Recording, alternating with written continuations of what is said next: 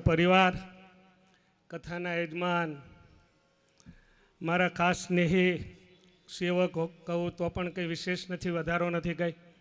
એ ભાઈ આ ભાઈ શ્રી મનોહરભાઈ, રમણભાઈ, ચિરંજીવી, રાજુભાઈ, મુકેશભાઈ, ધર્મેન્દ્રભાઈ, એમના મામા બેઠા છે, વિશાળ એમના આત્મીયજનો, આ પ્રસંગે ઉપસ્થિત રોહિત કાકા, ભૂતપૂર્વ નગરપાલિકાના પ્રમુખ શ્રી, અન્ય મહારાજના સૌ લાડીલા હરિભક્તો, સૌને જય સ્વામિનારાયણ. ઘણી બધી વાતો થઈ, બહુ વધારે વાત નથી કરવી, પણ એક બે વાતો કરું. શ્રીમદ ભાગવત સ્વામિનારાયણ ભગવાનને અતિ ગમતું આ શાસ્ત્ર છે. દસમ સ્કંદ છે એ ભક્તિશાસ્ત્ર છે, એની વાત શ્રીજી મહારાજે શિક્ષાપત્રીમાં કરેલી છે. આ શાસ્ત્ર માત્ર ને માત્ર જીવાત્માના મોક્ષને માટે વેદ વ્યાસજીએ લખેલું શાસ્ત્ર છે. વેદ વ્યાસજીએ ઘણા બધા પુરાણો બનાવ્યા, પણ એમને અંતરમાં શાંતિ ના થઈ, કાયમ ઉદ્વેગ રહેતો હતો. નારદજીના કહેવાથી આ શાસ્ત્ર વેદ વ્યાસજીએ રચેલું છે. પરંતુ શ્રીજી મહારાજે આ શાસ્ત્ર અનેક વખત સાંભળ્યા પછી સ્વામિનારાયણ ભગવાનને સારાય શાસ્ત્રમાંથી જો કોઈ કથા ગમી હોય, કોઈ ચરિત્ર ગમ્યું હોય ને, આમાં અનેક રાજા મહારાજાના ચરિત્ર છે, પણ સ્વામિનારાયણ ભગવાનને ભરતજીની જે કથા છે ને, એ સ્વામિનારાયણ ભગવાનને બહુ ગમેલી છે. અને સ્વામિનારાયણ ભગવાનને અંત્યના 17મા વચનામૃતમાં આનો ઉલ્લેખ કરેલો છે. બહુ સરસ મજાની કથા છે. કેવી કથા છે! બહુ કથા વિસ્તારવાળી છે. હું બહુ થોડા શબ્દમાં કહીશ. ભરત રાજા સારીએ પૃથ્વીના રાજા હતા. આ ભાગવતની કથા છે, જે સ્વામિનારાયણ ભગવાનને અતિ ગમી હતી. ભગવાનને રાજી કરવા માટે સારીએ પૃથ્વીનો ત્યાગ કરી, પરિવારનો ત્યાગ કરી અને ભગવાનને રાજી કરવાને માટે જંગલમાં ગયા. નદી કિનારે તપ કરે છે, પર્ણકુટી બાંધેલી છે. જંગલમાં જઈ અને લઈ આવે ફળ ફૂલ જે મળે એનાથી પોતાને આ ઉદરની તૃપ્તિ કરે છે અને ભગવાનને ભજે છે આખો દિવસ. એક પ્રસંગ એવો બન્યો કે એક દિવસે ગંગાજીના કિનારે સંધ્યા વંદનાદિક કર્મ કરતા હતા. એ જ વખત એક મૃગલી તૃષાતુર પાણી પીવા માટે આવી, અને એ જ સમયે જંગલમાંથી એક સિંહે ત્રાડ પાડીને સામે ઊભો હતો. આ બીક લાગી આને, એટલે એને બચવા માટે એક પ્રયત્ન એવો કર્યો, જેના કારણે એ સગર્ભા હોવાના કારણે એમાંથી બાળક સ્રવી ગયું અને ગંગાજીમાં પડ્યું. આ દ્રશ્ય ભરતજીએ જોયું, એટલે ભરતજીએ દયાએ કરીને એ બાળકને પોતાના આશ્રમમાં, પોતાની પર્ણકુટીમાં લઈ આવ્યા. પછી ભરતજીનું શું થયું? ભગવાન વિસરાઈ ગયા, બધું ભૂલી ગયા, અને મૃગમાં એવી વૃત્તિ ગઈ કે છેવટે એમણે બીજો અવતાર ભરતજીએ મૃગનો લેવો પડ્યો. એટલે સ્વામિનારાયણ ભગવાન કહે છે કે અનંત પ્રકારના પાપ છે, પણ સૌથી મોટામાં મોટું જો કોઈ પાપ હોય તો ભગવાન સિવાય અન્યત્ર જે સ્નેહ કરો એ મોટામાં મોટું સ્વામિનારાયણ ભગવાન કહે છે કે પાપ છે.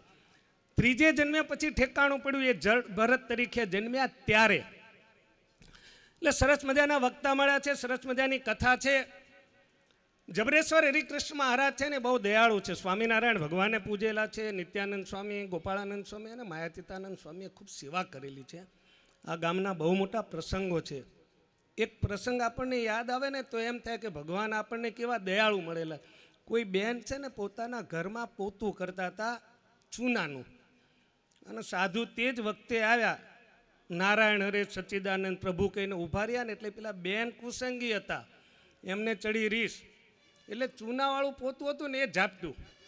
સંતોએ લઈને પોતાને ત્યાં ગયા, એને ધોયું, સાફ કર્યું, અને એના બધા દોરા જુદા પાડીને એની વાટો બનાવી અને એની આરતી ઉતારીને, એટલે એ બેનનું છે ને આખું મગજ છે ને એનું પરિવર્તન થયું.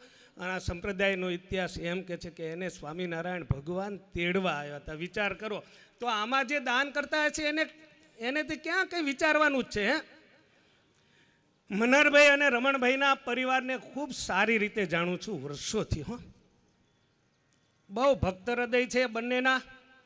આજે જ્યારે શ્રીમદ ભાગવત એમનો સારો એ પરિવાર જ્યારે મસ્તક ઉપર લઈને આવતા હતા ને, ત્યારે મને એમનો પૂર્વ જેમનું ભૂતકાળ હતો ને એ યાદ આવ્યો કે એક દિવસ આ રમણભાઈ અને આ મનહરભાઈ એ શાકના ટોપલા માથે લઈને આ ધંધુકામાં આવતા હતા, એ સ્થિતિ એમની હતી. માયાતીતાન સ્વામી અને જબરેશ્વર મહારાજની કૃપાથી આજે એ ક્યાં પહોંચ્યા છે. એવો આ સત્સંગ છે. શ્રીજી મહારાજના થઈને રહો ને તો સ્વામિનારાયણ ભગવાનની ચિંતા છે. યાદ રાખજો, આપણે ભગવાનના થઈને રહીએ તો. ઘણી બધી વાતો છે, પણ આ જગત છૂટે ક્યારે, આ જગતનો મોહ ક્યારે ઓછો થાય?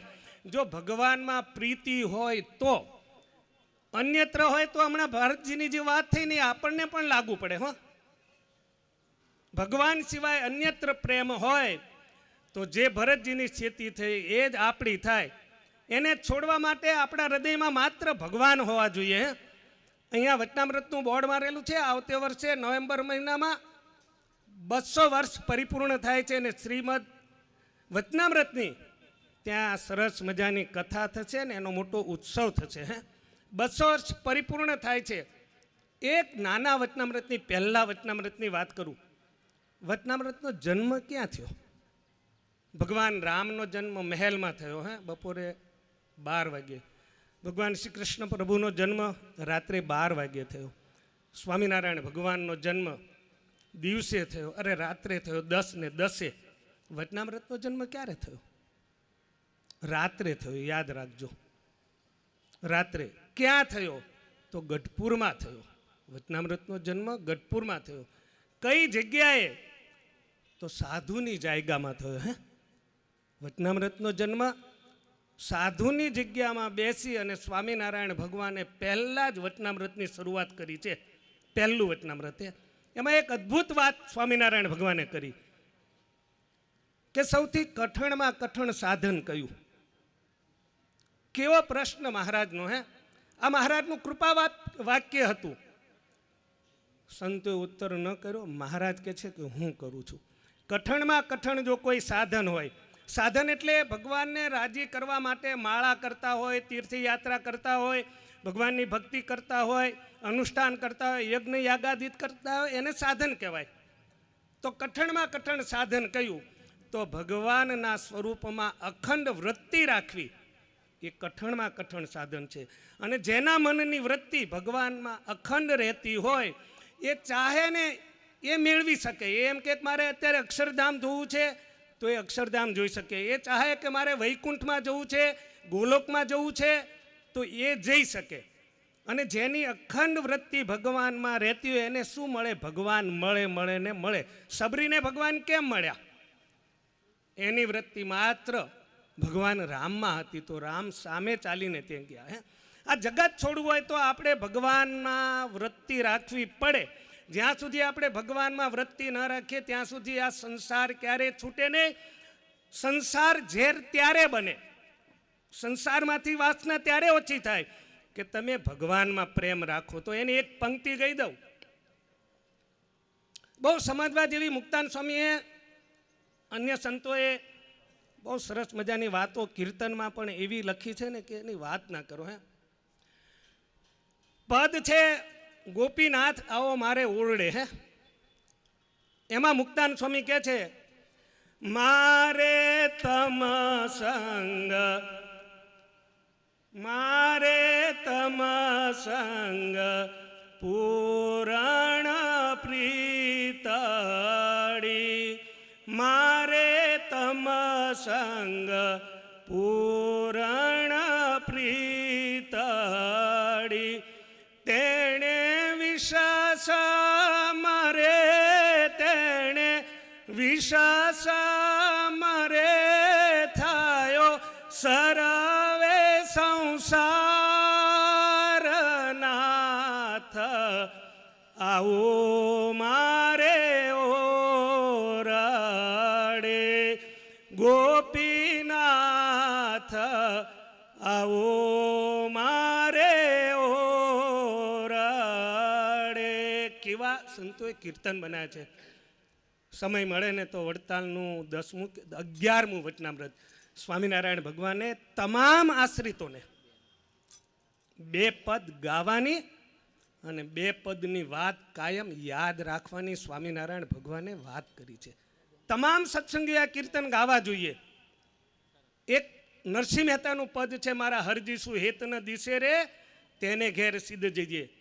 બીજું પદ મુક્તાન સ્વામીને સ્વામિનારાયણ ભગવાને ભલામણ કરી હતી અને મુક્તાન સ્વામીનું પદ છે, મારા વહાલાજીસુ વહાલપ દિશે રે તેનો સંગ સિદ્ધ તજીએ. હે સંતોના મહિમાનું આ કીર્તન છે. અહીંયા સ્વામી કથા તમને 5 દિવસ સંભળાવવાના છે.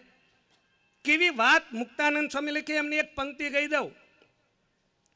અહીં કથા કરશે, સૂળી ઉપર શયન કરાવે તો એ સાધુને સંગે રહીએ.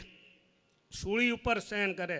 વચનામૃતમાં મહારાજ કહે છે 5 ખાસડા સાધુ મારે ને તો એ સાધુની પાસે જ જવું.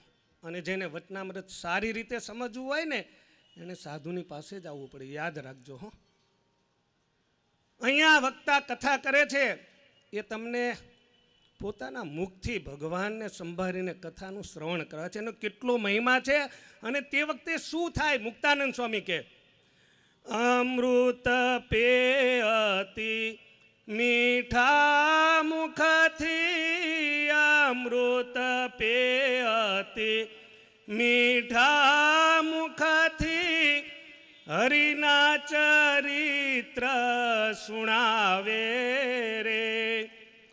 બ્રહ્મા ભવસન કાદિક જેવા, બ્રહ્મા ભવસન કાદિક જેવા, જેના દર્શન કરવાને આવે રે તેનો સંગ